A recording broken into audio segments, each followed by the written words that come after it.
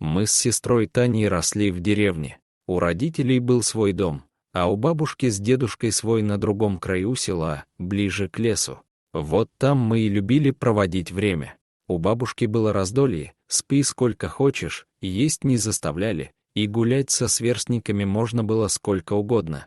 Родители работали на ферме, отец на тракторе, а мать дояркой, поэтому они были рады, что мы всегда под присмотром. Лес для нас был вообще как дом родной. Все тропинки и дорожки были исхожены, все кусты и овраги проверены. В один из дней мы с Танькой нашли во дворе черного птенца. За ним уже наблюдала наша кошка Муся. Она не прочь была слопать бедную птичку. Мы с сестрой подобрали птенца. Это оказался вороненок с перебитым крылом. Так нам сказал ветеринар на маминой ферме, куда мы тут же потащили бедную птицу. Птичку оставили у себя, так как на воле она бы быстро стала чьей-то добычей. Так мы стали выхаживать птенца. Бабушка, конечно, недовольно ворчала, а вот дед, наоборот, помог нам. Нашел в сарае старую просторную клетку. Туда и поселили нового жильца, чтобы кошка до него не добралась. Правда, через какое-то время у Муси родились котята, поэтому она потеряла всякий интерес к вороненку. Ей сейчас было не до птенца. Вырос вороненок довольно внушительных размеров, отъелся, оперился и стал красавцем-вороном, совсем как на картинке. Крыло зажило, и он уже хорошо летал. Был он задира еще тот, постоянно воевал с нашими кошками, пытался с ними драться. Видимо, не мог простить Мусе, что она его когда-то чуть не съела. Постоянно воровал из ее миски еду и прятал в разных местах. Бабушка часто ругалась на него, периодически находя куски хлеба и мяса, закопанные в цветочных горшках. Но он на замечания не реагировал, а гордо отворачивался, делая вид, что все это его не касается. Поскольку он уже стал взрослой птицей, мы стали часто выпускать его на улицу. Он всегда возвращался и никогда далеко не улетал. Как-то раз, после очередной прогулки, ворон долго не возвращался. Мы очень переживали, выходили на улицу, звали его, пытались приманить чем-то вкусным. Но его не было, и у всех промелькнула мысль, что он адаптировался и вернулся в родные места. Но в этот раз он вернулся. Как-то вечером, сидя за большим столом, мы услышали настойчивый стук в стекло. Сразу сообразив, кто может так стучать, мы ринулись во двор. Ворон сидел на карнизе и деловито стучал в окно. Татьяна схватила птицу, понесла в дом и заперла в клетке. Пока заносила его в избу, то ругала, а он смотрел на нее такими глазами, как будто все понимал, извинялся за то, что заставил семью волноваться. Сестра всем объявила, что больше не выпустит его, потому что переживает, что он больше никогда не вернется.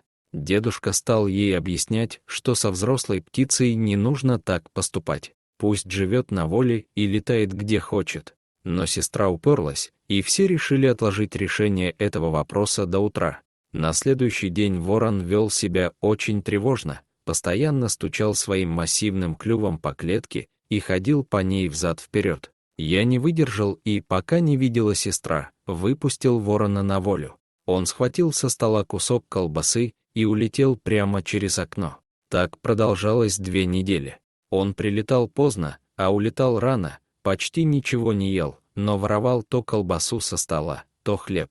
Хотя раньше его эта еда не очень волновала. Мне стало интересно, куда он улетает, что его так притягивает. Даже подумал, что, может быть, он нашел себе пару или даже обзавелся семьей. Решил поделиться своими размышлениями с сестрой. Оказалось, что она тоже заметила необычное поведение нашего подопечного. Он даже перестал воевать с кошками, хотя раньше не упускал ни единой возможности, чтобы не задеть Мусю или стащить что-нибудь из ее миски. Мы решили с Танюшкой проследить за ним. Куда это он постоянно летает с едой в клюве? Точно, у него где-то птенцы, решили мы. Не выдержав волнения, мы незаметно двинулись за ним. Оказалось, что он летал не так уж и далеко, всего лишь в несколько сотен метров от дома. На опушке леса, возле дороги, росли кустарники, именно туда он и приземлился с куском хлеба в клюве. Подойдя ближе и раздвинув кусты, мы были ошарашены. Там, в куче всякого хлама, лежал щенок, по возрасту ему было месяца 2. Значит, наш проказник мало того, что кормил бедное брошенное животное, так он ему еще и гнездо свил. Вот это да! Смеялись мы над этим заботливым папашей. Мы не знали, как он нашел щенка, но то, что он делал для малыша, нас очень тронуло. На этой дороге приезжие из города грибники часто оставляли свои машины, а сами уходили в лес за грибами. Видимо, кто-то попросту выкинул ненужное животное. Хорошо, что еще было лето и стояла теплая погода. Мы забрали щенка домой вместе с гнездом, которое соорудил для него ворон. Он всю дорогу до дома нас сопровождал. Оказывается, наш питомец все это время заботился о щенке, как когда-то мы заботились о нем. Бабушка с дедом прямо ахнули, когда на пороге появилась пара внуков, в руках собака, а на плече ворон. Прямо какая-то пиратская шайка, воскликнул дед. Бабушка стала разбирать гнездо, где нашла свой наперсток, а дед моток проволоки, который давно потерялся. Мы решили оставить щенка себе. Раз так решил ворон, что семейство наше должно пополняться и разрастаться, то пусть щенок живет с нами. Но мы ошибались. Вскоре наш любимец улетел насовсем, и больше мы его никогда не видели. В такие моменты становится очень тоскливо. Все равно, что вырастить ребенка, а затем выпустить его в новую жизнь.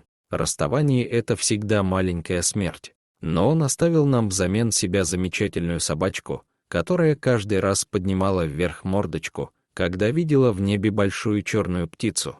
Ласка прожила с нами долгую счастливую жизнь, до самой своей собачьей старости, а мы, глядя на нее, всегда вспоминали своего любимого ворона. Дорогие зрители, если вам понравилось это видео, то ставьте лайк и подписывайтесь на наш канал. До свидания.